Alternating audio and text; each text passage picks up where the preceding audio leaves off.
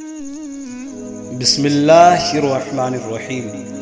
پہلی کے بعد دوسری دفعہ، ایک دفعہ حضرت ابراہیم ادہم ذکر و فکر اور دعا و ثنا میں مشغول تھے کہ آپ کے پاس ایک شخص حاضر ہوا۔ وہ شخص آپ سے عقیدت و محبت رکھتا تھا اور اکثر حاضر ہو کر مختلف مسائل پر گفتگو کیا کرتا تھا۔ آپ اس کے سوالات کا خوش دلی اور دل جمعی سے جواب دیا کرتے تھے۔ وہ آپ سے جو جوابات حاصل کر کے اپنے ساتھیوں کو ان سے آگاہ کرتا اور یوں علم و معرفت کی باتیں بالواسطہ طور پر لوگوں تک پہنچ رہی تھی۔ اس بار وہ آیا تو آپ مصروف ریاضت و عبادت تھے۔ وہ انتظار کرنے لگا۔ جب آپ بارگاہ عزتی میں سجدہ ریزی سے فارغ ہوئے تو اس نے آپ کو السلام علیکم کہا۔ آپ نے جواب دیا وعلیکم السلام ورحمۃ اللہ وبرکاتہ۔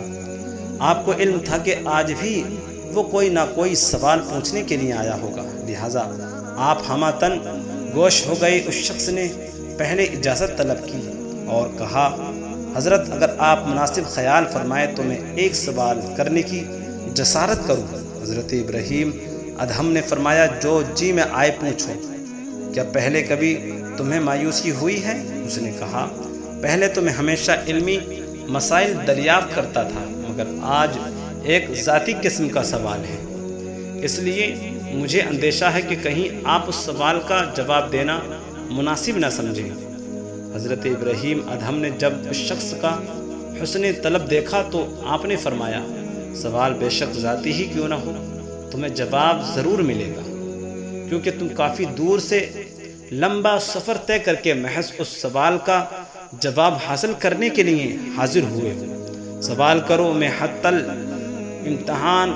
الامکان کوشش کروں گا کہ تسلی بخش جواب دوں گا انشاءاللہ۔ جب اس شخص نے حضرت ابراہیم ادہم کی مکمل رضامندی دیکھی تو اس نے انتہائی منکسرانہ لہجے میں پوچھا یہ فرمائیے کہ کیا کبھی آپ نے اپنی مراد کو بھی پہنچے ہیں یا نہیں؟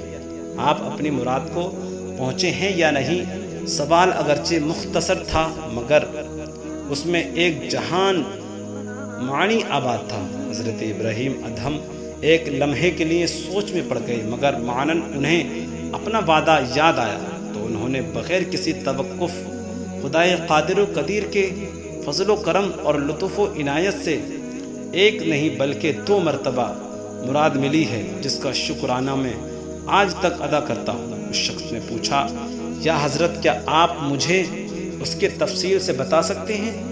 حضرت ابراہیم ادہم نے کہا پہلی دفعہ یوں ہوا کہ میں ایک کشتی میں سوار ہو کر کہیں جا رہا تھا۔ کشتی میں جتنے لوگ بھی سوار تھے ان میں سے کوئی بھی مجھے نہیں جانتا تھا، میں ہر ایک کے لیے اجنبی تھا۔ میرا لباس جگہ جگہ سے پھٹا ہوا اور انتہائی میلا کچیلا تھا، میرے سر کے بال بھی بڑے ہوئے تھے۔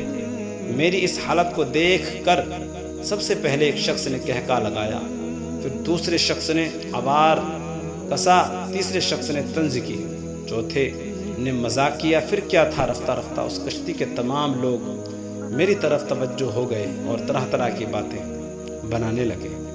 وہ مجھ پر ہر طرح کی حجت کرنے لگے۔ ہر شخص میری تحقیر و توہین کرنے میں پیش تھا، مگر میں انتہائی خاموشی، سکون اور صبر و تحمل کے ساتھ یہ سب کچھ سنتا اور برداشت کرتا رہا۔ ان لوگوں میں ایک ایسا بھی شخص تھا جس نے آگے بڑھ کر میرے سر کے بڑے ہوئے بالوں کو نوچنا شروع کر دیا۔ ایک شخص نے میرے سر پر گندگی پھینکی۔ جب وہ لوگ میرا مذاق اڑانے میں لگے ہوئے تھے میں دل ہی دل میں رب تبارک و تعالیٰ کا شکر کر رہا تھا جس نے مجھے اس آزمائش میں صبر و استقامت کے ساتھ کامیاب و کامران کیا۔ اس نے میرے دل میں تحمل اور برداشت کا مادہ فض و ترس ہوا، مجھ میں عاجزی و انکساری اور زیادہ بیدار ہوئی، اور میں نے رب رحمان الرحیم کے حضور شکرانے کے نفل ادا کیے جس کی عنایت و مہربانی سے میں اس امتحان میں سرخ رو ہوا۔ دوسری دفعہ کا واقعہ کچھ اس طرح ہے کہ ایک مرتبہ انتہائی سخت موسلدھار بارش ہو رہی تھی۔ میں بارش میں بھیگتا ہوا چلا جا رہا تھا۔ میرے تمام کپڑے مکمل طور پر بھیگ چکے تھے، لیکن میں نے اپنا سفر جاری و ساری رکھا۔ بالآخر مجھے دور سے ایک گاؤں دکھائی دیا۔ میں نے اپنا رخ اسی طرف کر لیا۔ گاؤں میں پہنچا تو اس وقت سردی کی شدت سے میرے بدن کا انگ انگ کانپ رہا تھا۔ ایسی کپکپی طاری تھی کہ جو رکنے کا نام ہی نہیں لیتی تھی۔ میں نے گاؤں میں مسجد کو تلاش کیا، وہ جلد ہی مجھے نظر آ گئی۔ میں نے اسی میں عافیت سمجھی کہ مسجد میں جا کر قدر سکون آرام حاصل کروں اور مسجد کے اندر بیٹھ کر گرمی حاصل کروں۔ مسجد میں کچھ لوگ موجود تھے۔ انہوں نے جیسے ہی مجھے مسجد میں داخل ہوتے دیکھا تو میری طرف لپکے اور مجھے نہ صرف برا بھلا کہا بلکہ دھکے دے کر باہر نکال دیا۔ میں نے ان سے کہا کہ باہر شدید بارش ہے، ایک طوفانی کیفیت ہے، میں مکمل طور پر بھیگ چکا ہوں اور سردی کے مارے میرا برا حال ہے، مگر انہوں نے میری ایک نہ سنی اور مجھے مسجد میں داخل ہی نہ ہونے دیا۔ میں وہاں سے نکل کر 2 اور مساجد میں گیا، مگر وہاں پر بھی میرے ساتھ وہی حشر ہوا جو پہلی مسجد میں ہوا تھا۔ چنانچہ میں پھرتا پھرتا ایک حمام تک پہنچا۔ میں اس کے چولہے کے قریب گیا اور اس پر اپنا خرقہ اتار کر تان دیا تاکہ سوکھ جائے۔ اس چولہے کے سیاہ دھوئیں نے میرا خرقہ اور میرا منہ بھی سیاہ کر دیا۔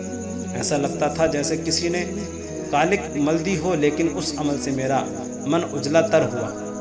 اس میں ایک ایسی روشنی پیدا ہوئی جسے میں اب تک محسوس کرتا ہوں اور رب غفور الرحیم کا شکر ادا کرتا ہوں کہ اس نے میرے من کو مارنے کے اسباب پیدا کیے اور مجھے ہمہ قسم کے قلبی و ذہنی علائش سے مامون و محفوظ رکھا۔ اللہ تبارک و تعالیٰ سے دعا ہے کہ ہم سب کو بھی صبر و تحمل کی توفیق عطا فرمائے۔